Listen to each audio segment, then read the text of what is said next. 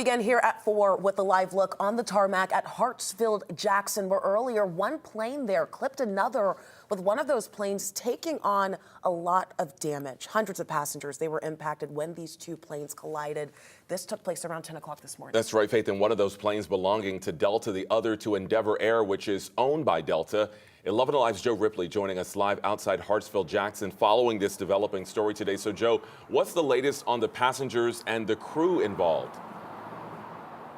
So fortunately, Jonathan and Faith, we understand that all the passengers and crew members on board both planes were unharmed. They are not hurt. That's certainly some good news this afternoon. And as for those passengers impacted, we're told by Delta that they have been placed on other flights set to leave this afternoon. Let's go ahead and show you that damage. A closer look here. This collision happening just after 10 this morning at the intersection of two taxiways on the North Airfield here, according to an airport spokesperson.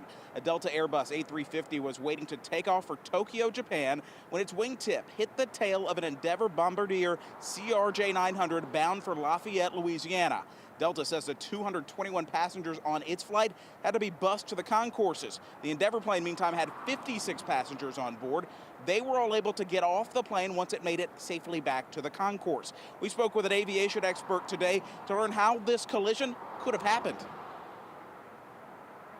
From what I can see on the photographs, doesn't pull up far enough, suggesting he left the tail of his airplane sticking out somewhat in the taxiway. And the other flight comes along and they've got confirmation bias. They do this every day and nothing ever happens. And no one realizes he's not as far up as he should be, and they hit him. Tonight, Delta says it does not anticipate making any additional operational adjustments after this incident.